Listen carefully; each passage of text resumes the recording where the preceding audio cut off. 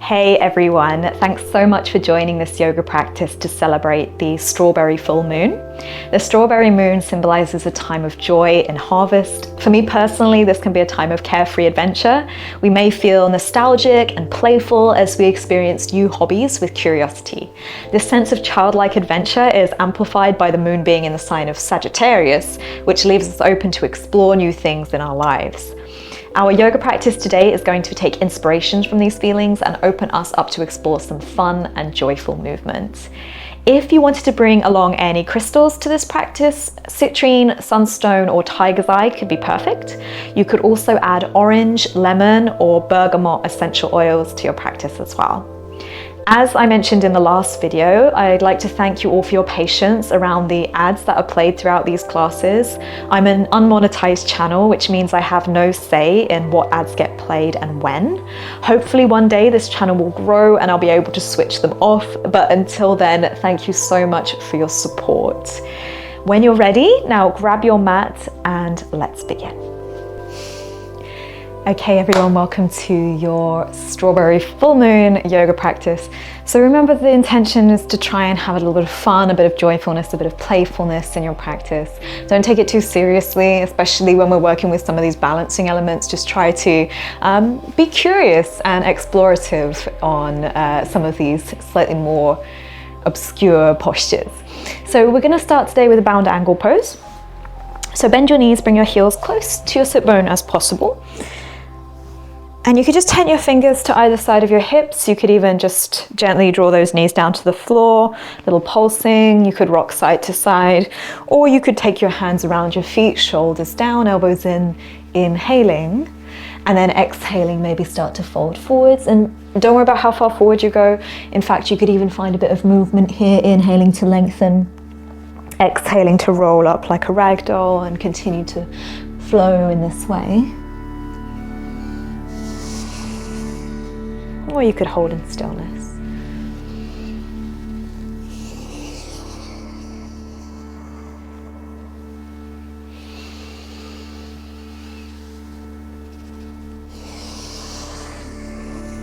Bring yourself all the way up as you inhale.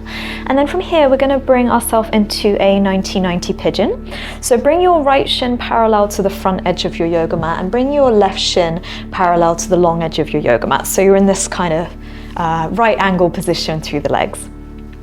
And then from here you can tent your fingers, look forward, stay there, or start to fold as you exhale, maybe making a little prop with your forearms, or you could even rest your head down.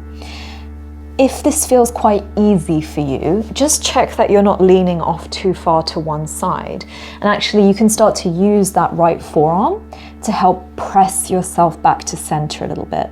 This left hip is almost definitely not going to touch the floor unless you're incredibly flexible. So just work with finding a little bit of weight shifting into the right, onto the left side. Then walk your hands back up and we're going to move into a little twist. So bring your right hand behind your right hip, left hand towards the right knee, inhaling. Exhale, look out over your right shoulder. Inhale through center and then exhale. Just bring your left hand behind, look out over your right shoulder, or left shoulder, excuse me. Inhale back through center and then keep your right hand planted as you inhale, reach your left arm up and over into a side stretch. Inhale through center, left hand down, right arm up and over, side stretch to the opposite direction. Maybe you're feeling a little bit more now through that left hip. Inhale through center and then switch the legs. So left shin parallel to the front of the mat, right shin parallel to the long edge of your yoga mat. Tent your fingers. Again, it's okay if that right hip is quite high, but try to keep your left sit bone nice and grounded. Toes flex back, stay there, or relax down. Maybe a little push through your left elbow, left forearm to help balance yourself.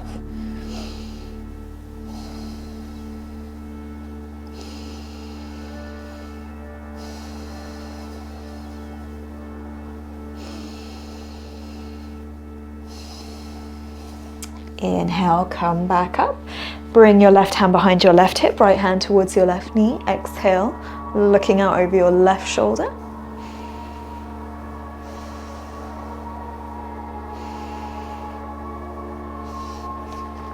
Right hand to the outside of your right hip, left hand down, just a quick little counter twist.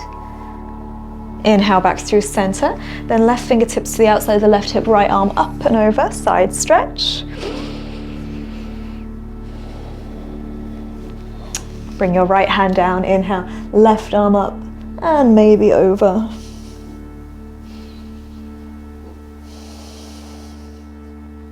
Inhale back through center, and then we're going to make our way into a tabletop position. So you can just roll over your shins or make your way there however needed to. Wrists under shoulders, knees underneath your hips. Inhaling cow pose. You can always add a little bit of side to side movement at the hips. Exhale into cat.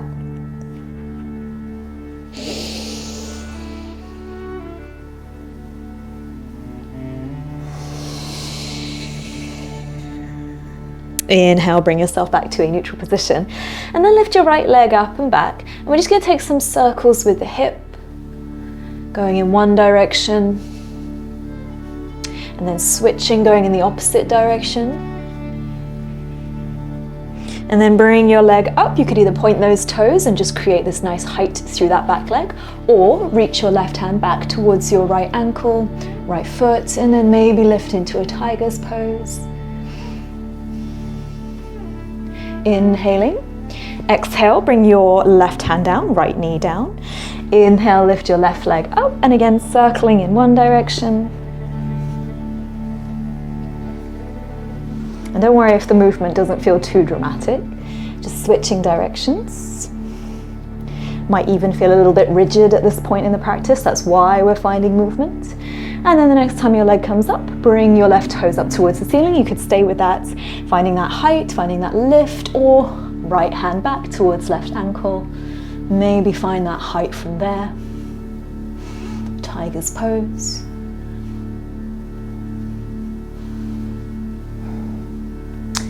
Bring your right hand under your right shoulder, left knee under left hip.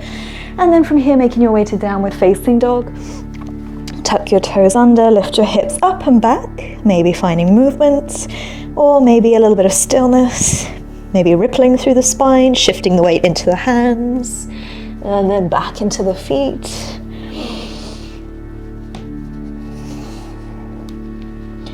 Inhale, lift your right leg up and back, and then as you exhale, bend your right knee, shift the weight into the hands, shoulders over the wrists, bring your right foot to the outside of your right hand as you drop your left knee down to the floor. So we're in a lizard stretch. Option to roll onto the knife edge of the right foot, use your right hand to press the thigh open, or even reach your right hand round towards the outside of the left foot.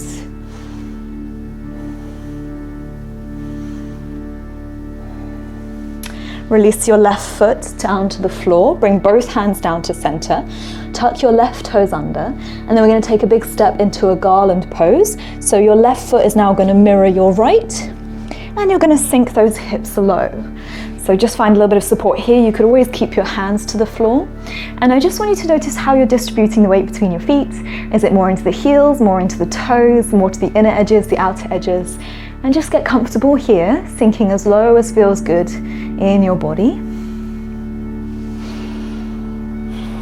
And then you're welcome to stay here, or moving into a wide leg ragdoll. Keeping the knees bent, begin to roll your way up a little bit, and then just draping your upper body over your lower body, and you can just shift from side to side. Now we're going to have our first little play here with our crow rocks. So the first round I'm going to do, I'm not actually going to even lift up at all. Okay, we have a little chance to play with this again on the other side. So if you want to, just work on bringing your feet to either hips width or big toes touching, depending on what feels best for your body. Bend your knees enough that you can plant the hands to the floor, shoulder width apart.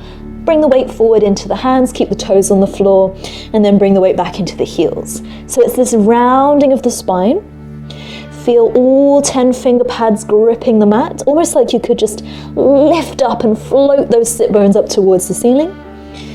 Good. If you really want to take a little crow jump back from here, you can. Otherwise, weight into the hands strong through the core as you step both feet back to a plank pose. And then you can skip the vinyasas, or you can lower through knees, chest, chin, or halfway down through Chaturanga Dandasana.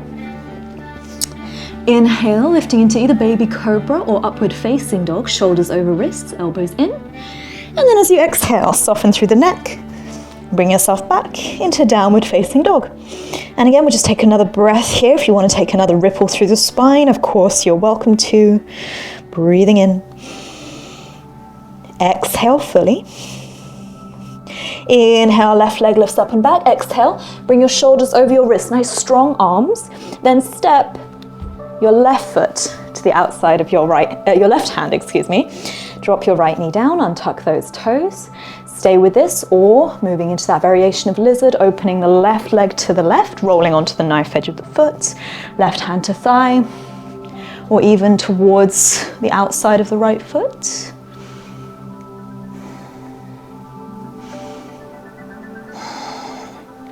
Even here, it's just a chance to explore how you feel through those hips, how you feel through your center of gravity, some strength here through your arms.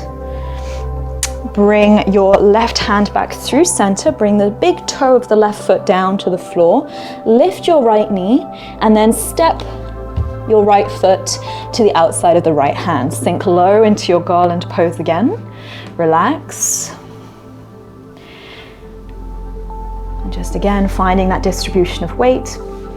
Now you could always come into that gentle rocking for your crow again. If you wanted to work towards full crow, you don't have to hold it for long, even just lifting one toe up off the floor can be more than enough. If you're pretty new to arm balancing, I'm going to recommend you start with your feet hips width, palm shoulder width, bring your knees quite low towards your elbow, lift 1 foot, 2 foot, alternate, maybe hover. If you've been doing this a while, bring your toes to touch, bring your knees a bit higher in towards your armpits. Bring your heels towards your sit bones, keep your gaze forwards. Keep breathing for 5, 4, 3, 2, 1. Now you could jump back or just plant your hands, maybe gently step back, lower down. Inhale into your back bend. Exhale into your downward facing dog. Take a breath. And exhale fully. Now, I'm going to turn so you can face me. This next one, we have the option for lizard pose again, or flying lizard. So as we inhale, lift the right leg up and back. As you exhale, start the same way. Right foot to the outside of your right hand.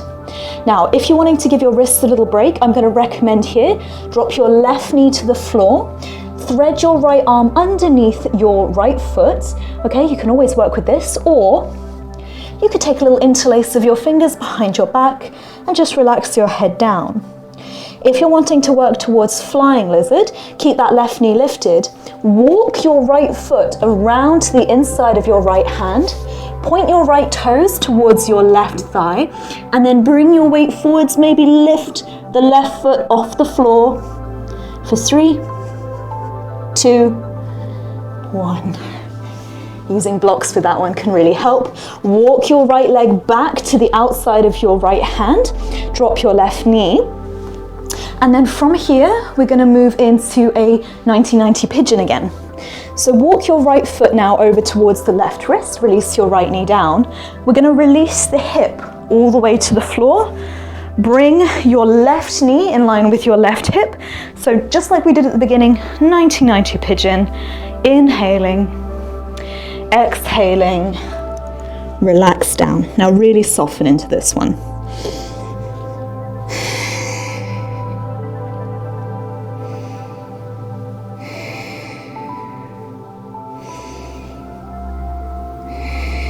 Calm your energy levels. Remember, this is a chance to find joy in movement, adventure, and curiosity. It's not about fitting into specific shapes, postures, or accumulation of goals. It's about just being joyful and curious, trying to find some of that childlike nostalgia, hopefully, we're feeling at this time of year for the strawberry moon. As we inhale, walk those hands back up. Now, we have a couple of options for this next one. Let me just turn so you can see me. You have a couple of options. You can either straighten your left leg directly in front of you, or you can move it into kind of a half cross legs position. So it's just working into that kind of half easy pose. You want to keep your right leg as is for the moment. So it's still at that kind of 90-degree angle. Then from here, you have the option then to work into our, what is the word? I call it rocking baby. I'm sure there's a real name for this pose. We'll call it rocking baby. So the first option is to stay where you are. You could even fold forward from here. Secondly, you have the option then to take the crook of the left elbow around the sole of your right foot, right elbow towards your right knee. And then from there, just hug your shin in towards your collarbone. You could take a little bit of movement side to side just to explore that rotation in your hip. And as I said, you could do this with your left leg out long. For some, that feels a bit more stable. It's your choice. And hopefully we're starting to target a little bit into that glute, into that right hip. Now, you can stay with this, or for elephant pose, you can imagine your right leg is a backpack strap and you're putting it as high up on there as you possibly can. Elephant's trunk pose, you would then bring your left leg straight, left toes flex back, right toes flex back, and you can lift up anything at all. You could also use blocks underneath your hands. If you want to try 8-angle Ashtavakrasana, bring your left ankle over your right, and the transition is the hardest part of this. Once you're in, it's actually, I don't want to say easy, but it is one of the easiest arm balances in terms of strength. So what you have to do is use your right thigh to help support you here, lift up onto your hands, then bend your elbows like chaturanga arms. As you shift the weight forwards, look towards your toes. Keep breathing, okay? Giving everyone a chance to play with this. You don't have to hold it the entire time. For 3, 2, 1, come out, or just relax, sit down, and then just cross your legs, release your arms, give your wrists a little wiggle, any movement through those hands that feels good to you, okay? So if you never cross into 8-angle pose, that's fantastic. Stay with elephant trunk, or even just work on the knee over the shoulder. Okay, so we're going to come into that on the other side. If you really want to take a vinyasa, you can, or you could just step straight back to downward facing dog. Wherever you are, once we're in our downward facing dog, we'll take a breath.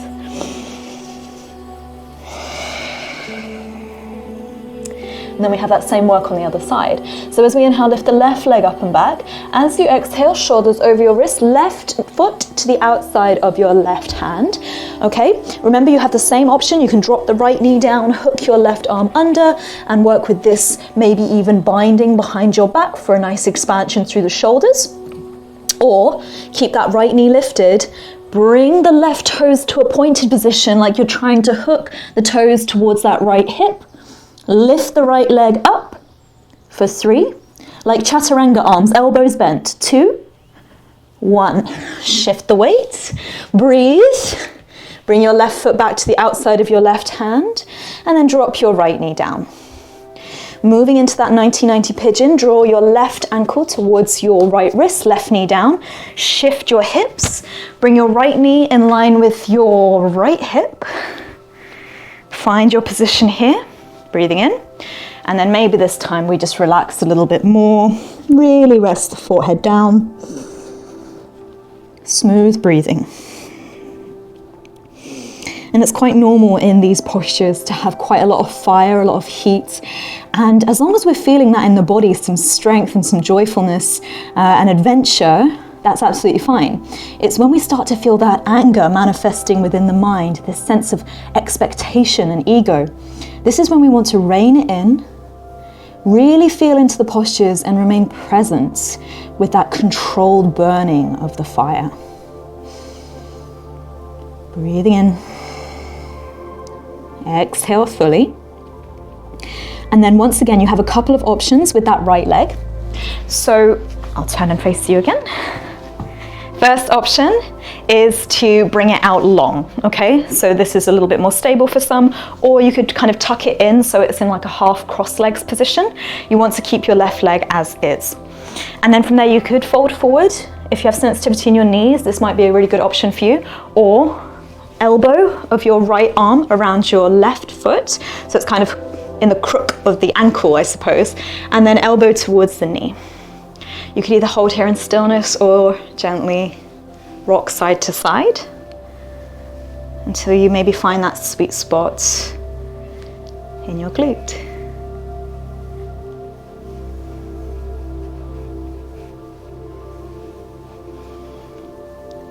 There we go. So once again, you have the options. So gently release your left leg, bring your right leg out long.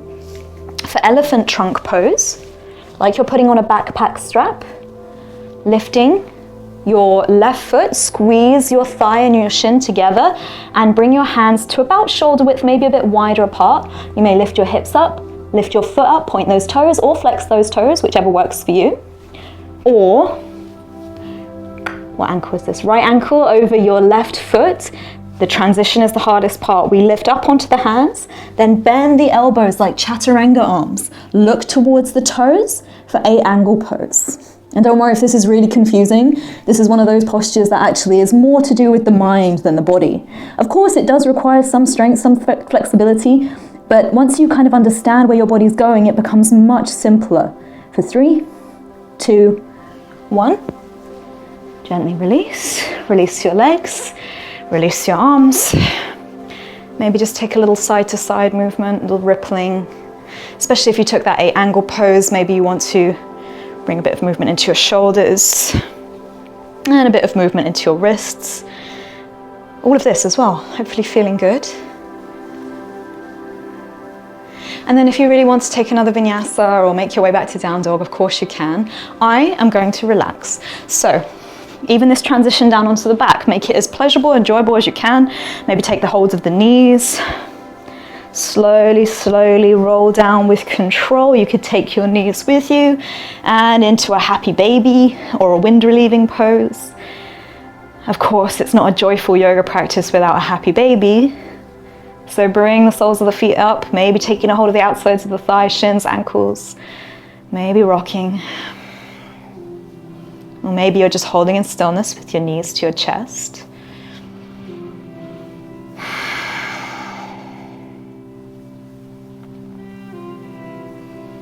Then hug your knees in, give them a little squeeze. If you wanted to add on any twists, any release through your spine, your shoulders, of course you can take those now. Otherwise, when you're ready, relax into your rest, Shavasana. Feet out long, arms alongside your body, palms open. Slow your breathing down.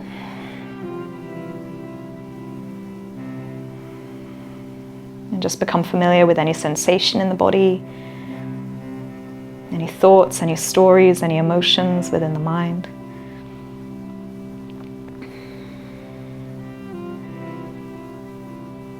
And this time of year is a beautiful time for exploration, fun, activities of joy, finding new hobbies.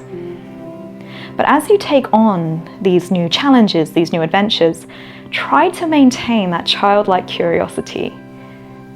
I personally remember the nostalgic times of being young, playing in the parks, and all these new activities, these new joyful adventures, they came without expectation.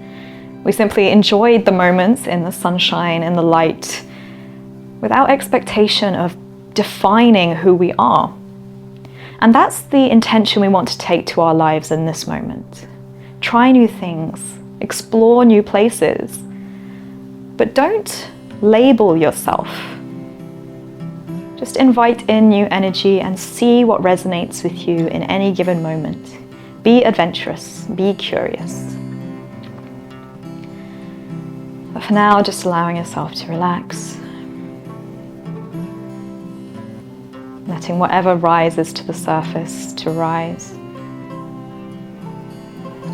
And sometimes, for many of us actually, these moments of stillness can be the hardest part of the practice, especially when we're bound full of energy. But we need that grounding, that support, to keep us present.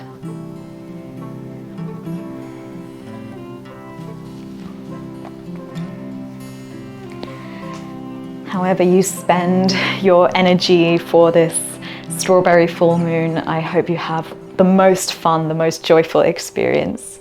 Thank you all so much for joining me. Namaste.